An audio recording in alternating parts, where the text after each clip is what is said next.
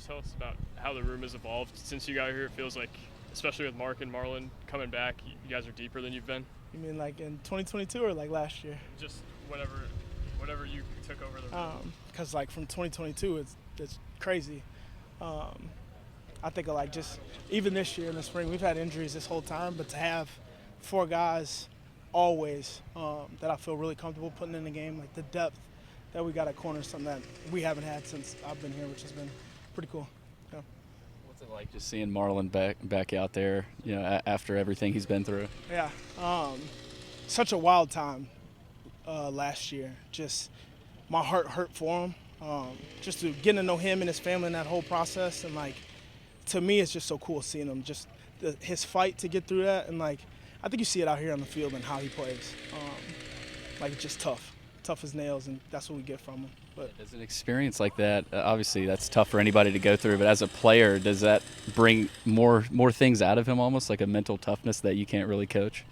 Yup, it's a toughness piece, and like, I don't know, dealing with 18 to 22-year-old kids, it's so easy to go with the highs, up with the highs and low with the lows, and I think like that experience taught him just to be in the even keeled and like, beat on the plays, really poised coming back, and on to the next play. I just think some of the life experiences and hardships he's been through is it's a different level of maturation that he has, which is, I think, helped him in his play.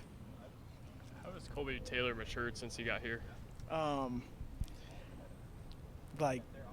You see it. I'm so proud of him. I think, and it's like a kudos to just everybody on staff too. Like, Coach Lee is special, and like the way he cares about these kids and he loves these kids. Like, I couldn't imagine working for nobody else, because it's like it starts with your head coach, and like that kid needs people that love him, and when he knows you love him, like that's when you see him playing his very best football, and you see the maturation from him, and like I'm so proud of him, and I'm excited for his senior year. It's night and day, night and day. What have you seen from Jalen Lackey this fall in terms of improvement from last year?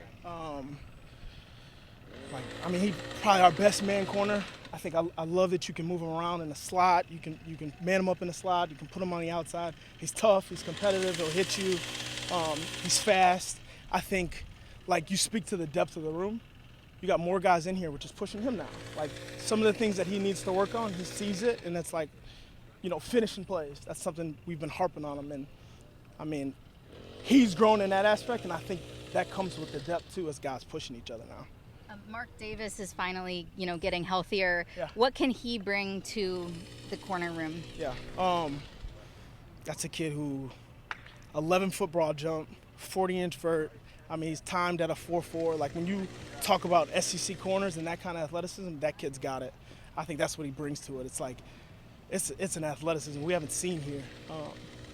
And so when you talk about, like, playing more man coverage this year, letting him go up there and press and play, like, I'm excited about it. It opens doors to the defense when you got guys that you feel comfortable playing man with. He's one of those.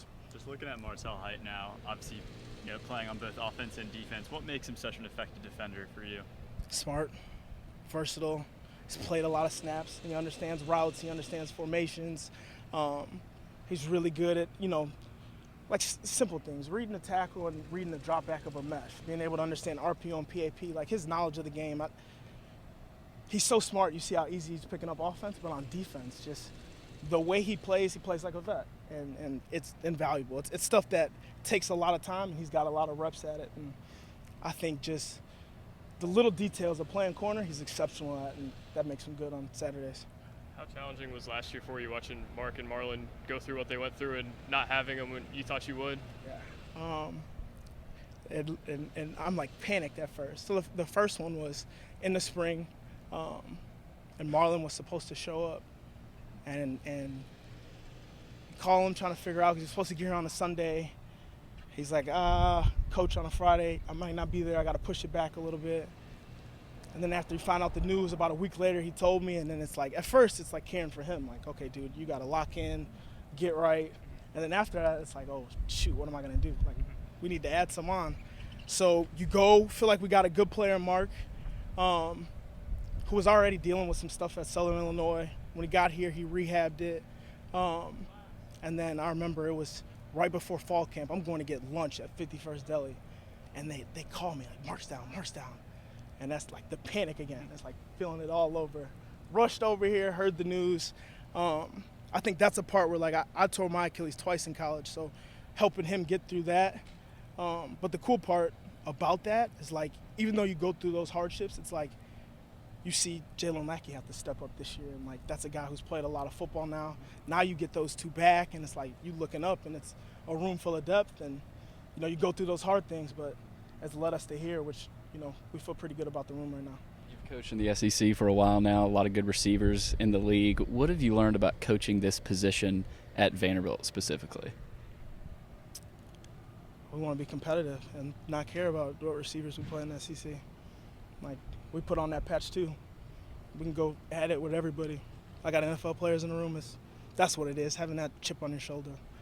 Coach Lee mentioned that Coach Gregory might be a little bit more of a risk taker than he is. Like, what do you think his style specifically leading the defense brings? And would you say, like, taking more risks on defense is a focus for you guys? Yeah, I seen him say that. Oh, he's so funny. And I don't, like, Coach Greg ain't no risk taker. But, like, he played DB in the NFL, you know? And so, like, he knows what it's like out there on that island, so he's a little bit more comfortable letting guys play, I think. I think that's all it is. But they're very, very similar, very smart guys. Coach Greg is coming from a DB background. Coach Lee comes from a linebacker background, and just their brain's a little bit different wired for the coverages they're comfortable with, I think. We talk all the time about what Diego brought to the offense specifically, but what did he add to the defense? Like, you know, making sure you want to make sure and get him the ball back, and so the offense can stay on the field. Yeah. I mean, first off, on the practice field, he makes it competitive, and with everybody. How he acts right here in this is how he acting and how he talking out there. So it makes people bring it, because he gonna tell you about it. And then out there on the field, like, it's nothing like being on defense, being on the sideline, and having somebody out there that you trust. Like, that's the most important spot in college football, and you can't do nothing without that quarterback. And when you got a guy out there that you trust, I mean, that's my best friend. Corners coach's best friend.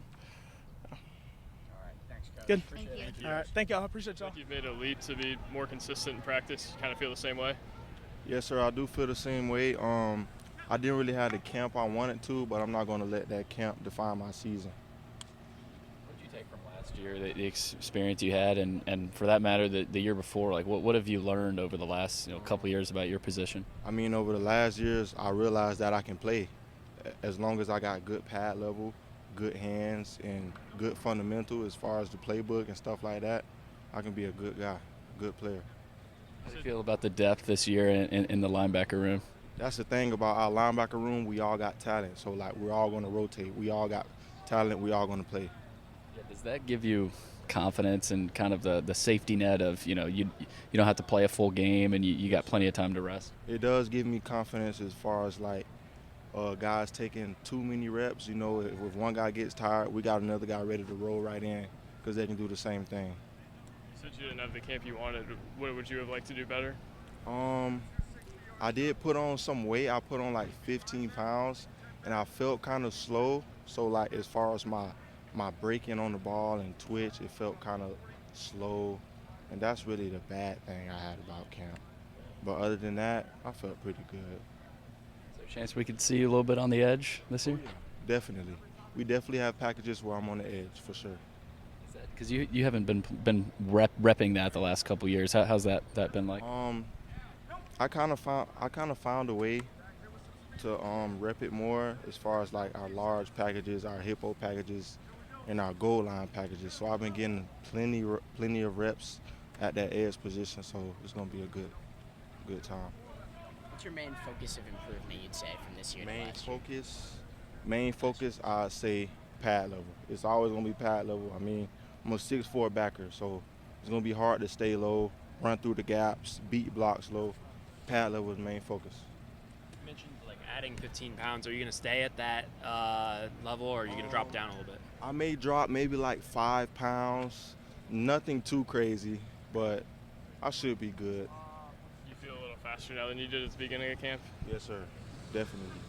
Obviously, we've heard that Coach Gregory called the defense really the last half of the season last year. What does that say about his ability to to call the defense, but also coming into this season just being more comfortable with what he wants to do? Yeah, I mean, Coach Greg, he's a good defensive coordinator. I would say he does a good job at scheming things up against any offense. So very excited to see him call those plays and us to attack. How have you seen Clark in his role? Obviously, he took over the DC role last year. He's talked a lot about how much he's been able to teach more individual stuff. Have you seen that the last year or so? Definitely. Coach Lee, he's a guy, he loves football, man. So, like, we go to football school. He'll teach us he'll show us different plays on havoc, suffocation, ball disruption. Like, he loves teaching the game. So I really appreciate him for that. All right, thanks, Bryce. Appreciate y'all. You obviously put up huge numbers in high school. How's the adjustment been to maybe not quite being the guy yet? It's an adjustment, but at the end of the day, it's just you're coming in with a common goal, the same as everybody on the team.